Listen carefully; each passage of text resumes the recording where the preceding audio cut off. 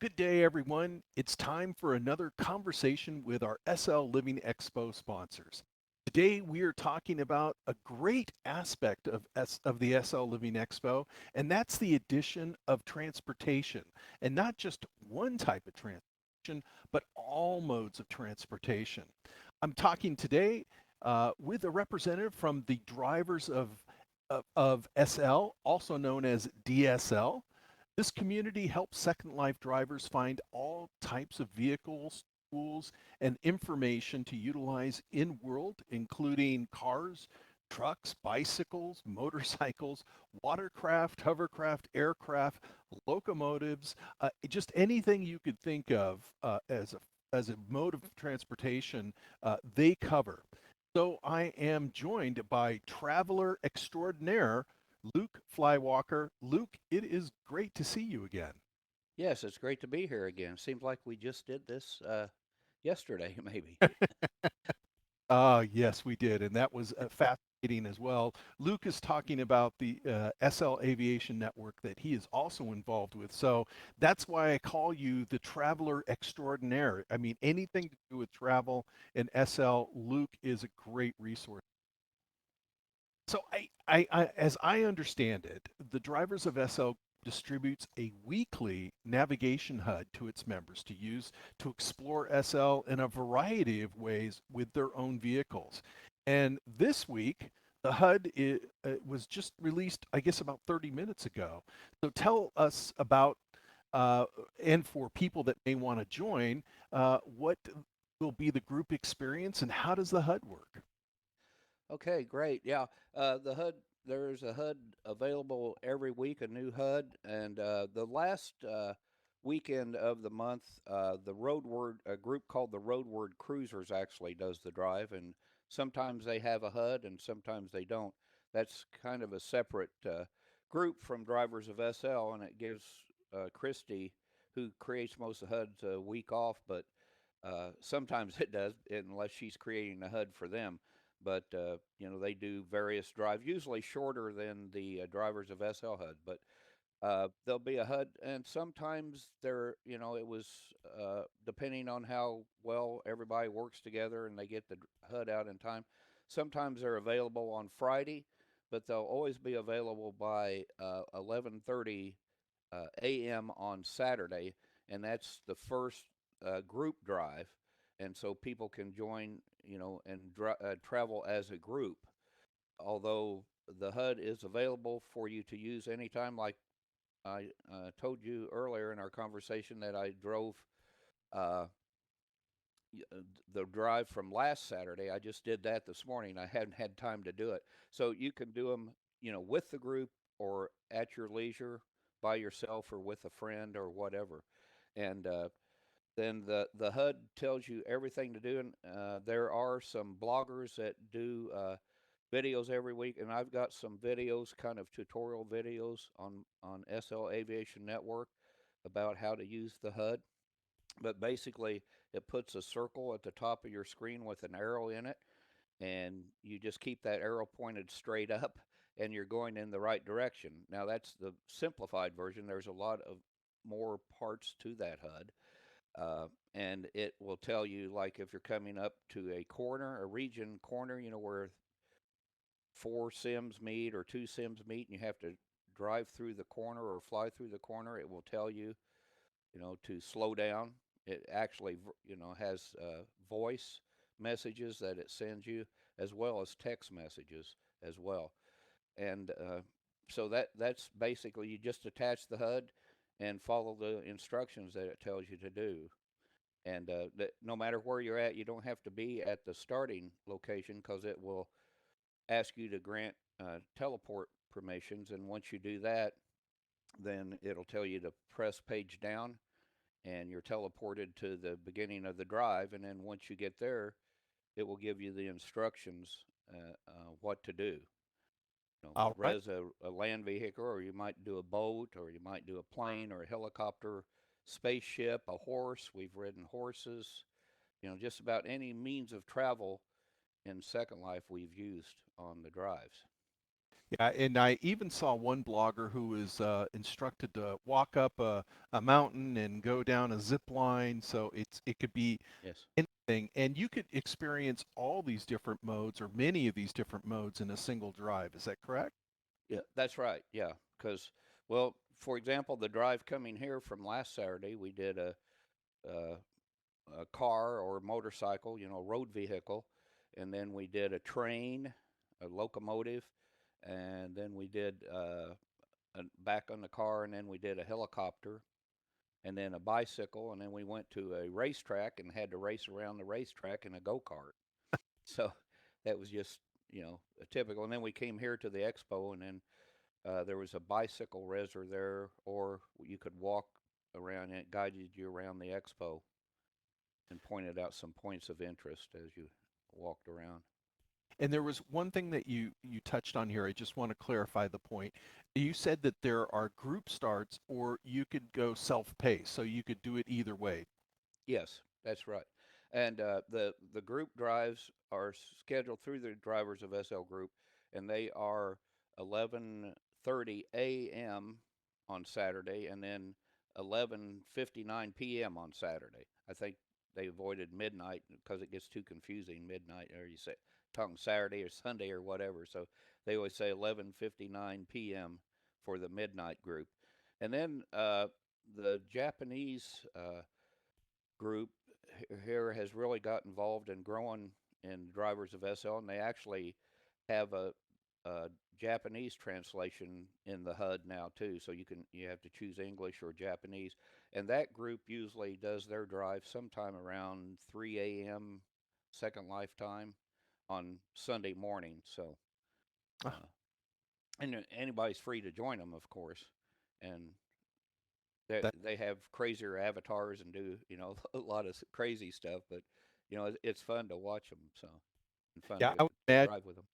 starts are just would be very entertaining. Yes, it is. Is there any kind of a time limit? So if you do it on your own and you're not going to go at the group start times, do you have to complete it within a certain time frame? No, no, there's no time limit. Uh, and in fact, I've started to drive and then got interrupted and had to leave, log out, and come back, and you'll pick up right where you left off. Uh, Even like the next day or whatever. So, there's no time limit. And and I encourage people. A lot of people try to finish it as fast as they can, and that's okay if that's what you want to do. But I say, take your time, enjoy the scenery, turn on the radio, listen to the music while you drive, and enjoy your second life. That's my philosophy for doing the drives. that's it's interesting. When I said I was watching this one blogger who was videotaping this, and by his reaction, it sounded like they were in brand new areas. He was mentioning a new development for Linden Homes. So Uh huh. are getting access to special areas that are not open to the general public, or was this more credit given to the tour planner to go to a newer region that was less traveled? I think it was more of that. I don't think we've ever had special access to anything. But if you go through the Belissaria areas there, I mean, you have access to it, but they haven't built anything there yet. So, they're just expanding that. So, a lot of the drives, Christy will take us through those areas to show us what they are or what they're going to be Ah, when they're okay. finished. Yeah. So That must have been what it was then. yeah, yeah, that's I'm sure because you go through there. So, some of those they don't have the sim names. They just have the whatever that code number is for them and everything. And Well, there you go. You get to see things that you have never seen before, and then that's right. that I got that same feeling when you were explaining the aviation, SL aviation, is that if you could travel from one end of SL to the other and it takes you 3 hours, you are absolutely going to. So that is just it's a spectacular aspect of adding transportation to the SL Living Expo that has just not been done before. So this is really, really a great experience. So I hope a lot of people from the SL Living Expo actually join the two groups and learn more about the transportation. Um, so one of the things I thought I read is that if you complete uh, the the travel, the uh, layout that's been given to you through the HUD, get a prize at the end of completing it. Is that true? Did I read that? Yes, yes, that's correct. Every drive has a completion reward, they call it, and sometimes even during the drive, they'll give you like a free helicopter or a free boat, a free locomotive, to help you complete whatever section of the drive that you're on that requires that vehicle.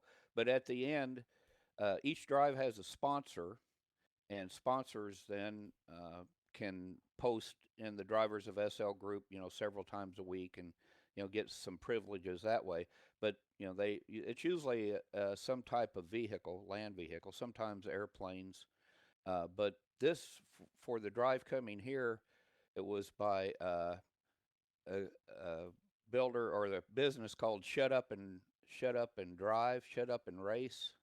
I had to look it up again. I'll tell you for sure. But we got a 1968 Pontiac Firebird, a red one that was a drag set up to drag race here, and it's awesome. I was driving it around earlier today, and it's all free. None of this, and that's the other point. The HUD and anything that you get or do on the drive doesn't cost anything, and I've got so many vehicles from doing these drives.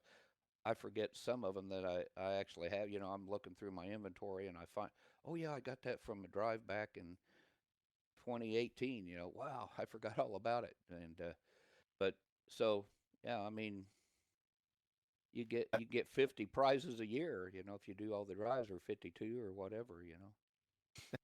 Wow, that's incredible. That's a great reward for completing the journey. How, on average, how long does it take to do this journey? I mean, even though I realize that you can stop and start again, but if you were kind of determined, you said, "Hey, I've got my Saturday here," how long's a normal drive going to take? Anywhere from 1 hour to 2 hours. Usually 60 to 90 minutes is usually a good drive. The one coming here was fairly long, and I think it took me about an hour and a half uh, to do that today. By the time I walked, I could have taken more time if I wanted to stop and look at more things here. I'd already been around to look at most of the stuff here before, so I basically just walked through it. But it, like I said, and people, take their time, leisure. They might take 2 or 3 hours sometimes to do one. That's and I think that's the best thing because, like I was saying earlier, I think you're always going to go to new areas. So I'm sure if something piques your interest, the way that the HUD works, you could stop right there, do your exploration, and getting that adventure done, and then coming back to the HUD and starting off again. Oh, So that I, I wanted to tell the correct name for the sponsor too, because it's pretty important. Is the uh, name of the sponsor is Shut Up and Race. that up. So yeah, and they have their own region. It's a private region that you actually end up on that region and drive. And they have one of those sky tracks, that winds around and goes way up in the sky. It takes you a half hour or something to drive all the way up it, but yeah, it's pretty cool. They have a drag strip there and everything, so you can test their cars. A free demo reser, so you can res a car and test it on the drag strip and Excellent. whatever. Boy, another place I'm definitely going to have to go visit.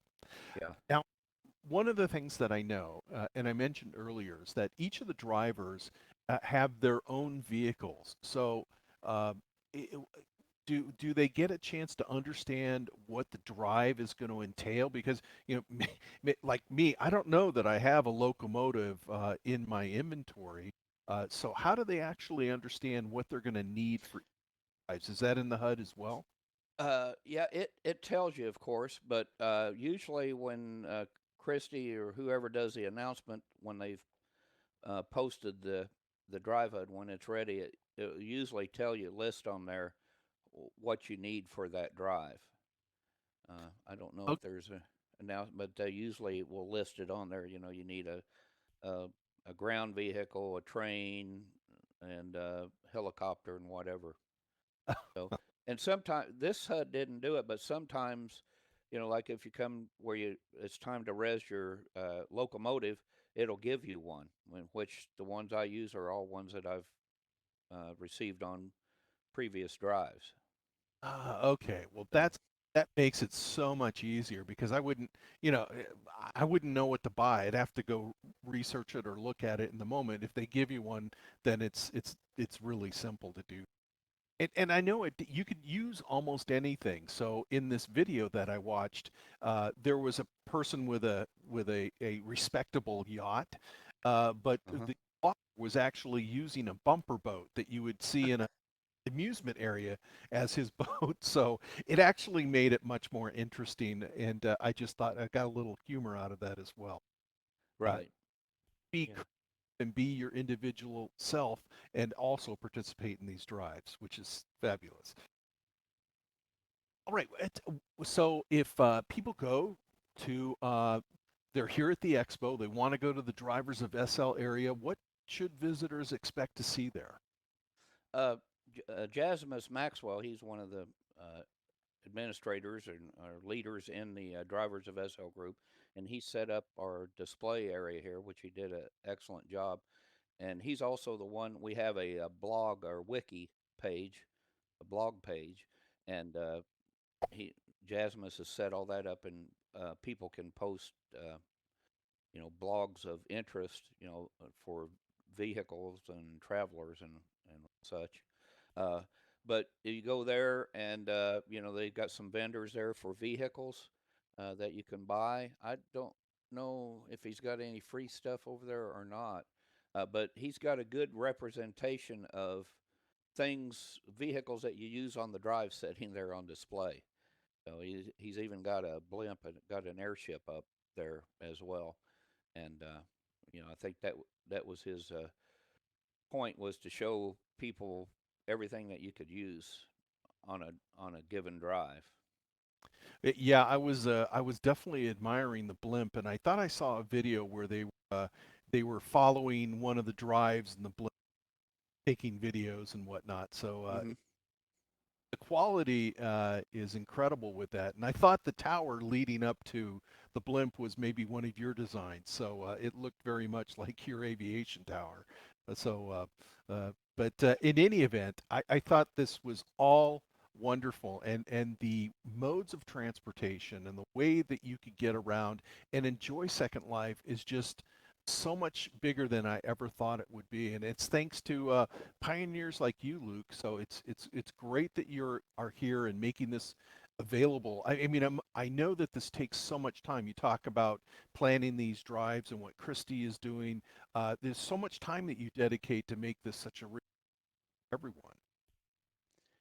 Yes, and Christy, one of her aims or missions for these drives is to give people a video game experience on the drive. Some of the drives are quests where you actually have to complete a mission. We've had spy missions. We've had missions where we've had to repair a satellite up in space.